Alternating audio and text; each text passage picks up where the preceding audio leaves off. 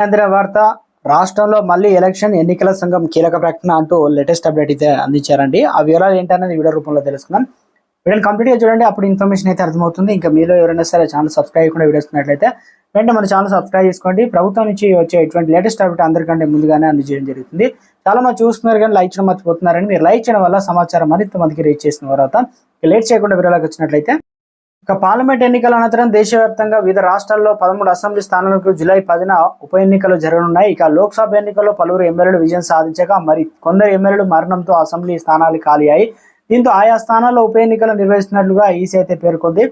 రాష్ట్రాల వారీగా అసెంబ్లీ స్థానాలకు ఇలా ఉన్నాయి. పశ్చిమ బెంగాల్లో 4, హిమాచల్ ప్రదేశ్లో 3, ఉత్తరాఖండ్ నుంచి 2, బీహార్ నుంచి 1, తమిళనాడు నుంచి 1, పంజాబ్ నుంచి 1, మధ్యప్రదేశ్ నుంచి 1 స్థానాలకు పోలింగ్ అయితే జరుగుతున్నాయి. ఇక ఇన్ని స్థానాలకు ఉప ఎన్నికలు నోటిఫికేషన్ జూన్ 14గా రిలీజ్ అయితే అయింది. నామినేషన్ల చివరి తేదీ జూన్ 21న ముగియగానే జూన్ 24న పరిశీలన, ఇక జూన్ 26న నామినేషన్ ఉపసంహరణ పూర్తయి అన్ని ప్రక్రియ ముగియడంతో జూలై 10న ఓటింగ్ అయితే జరగనుంది. కాబట్టి వాటి ఫలితాలు ఈ నెల 13 అయితే వెలువడతాయి. ఇదిలా ఉంటే తెలుగు రాష్ట్రాల పరిస్థితి ఏంటనో చూసుకున్నట్లయితే ఇటీవల జరిగిన ఎన్నికల్లో వైసీపీ ఘోర పరాజయం చవి చూసింది. కాబట్టి 2019లో 151 సీట్లు గెలిస్తే ఇప్పుడు ప్రస్తుతానికి 11 సీట్లు కైవసం చేసుకోవడం వల్ల ఏదైతే సాధారణ ఎమ్మెల్యే స్థాయికి వెళ్ళి పరిస్థితి ఉంది. కాబట్టి ప్రతిపక్ష హోదా కూడా రాలేదు. అయితే మొదటి రోజు మళ్ళీ ఇప్పుడు ఆయన అసెంబ్లీ కనిపించడం లేదు. పలువురు చెప్తున్నది ఏంటంటే అక్కడ మాట్లాడే అవకాశం వస్తుందో రాదని విశ్లేషకులు అయితే అభిప్రాయపడుతున్నారు. మరోవైపు సోషల్ మీడియాలో కడప పార్లమెంట్ బై ఎలక్షన్ జరగబోతున్నట్లు వార్తలు అయితే గుప్పమంటాయి. ఇక ఏదైతే వైసీపీ అధినేత మాజీ సీఎం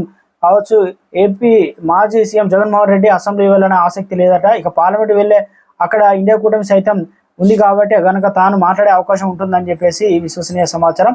ఇప్పటికే సంబంధించి ప్రణాళికలు రూపొందిస్తున్నారట. ఇక ప్రస్తుతం జగన్ పులివెందుల ఎమ్మెల్యేగా, అవినాష్ రెడ్డి కడప ఎంపీగా ప్రాతినిధ్యం వహిస్తున్నారు.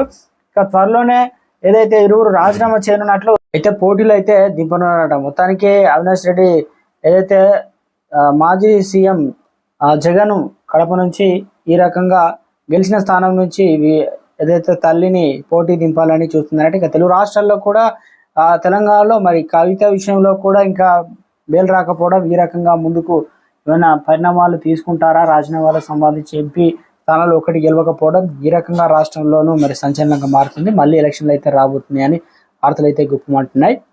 చూడాలి మరి ఏం జరుగుతుంది.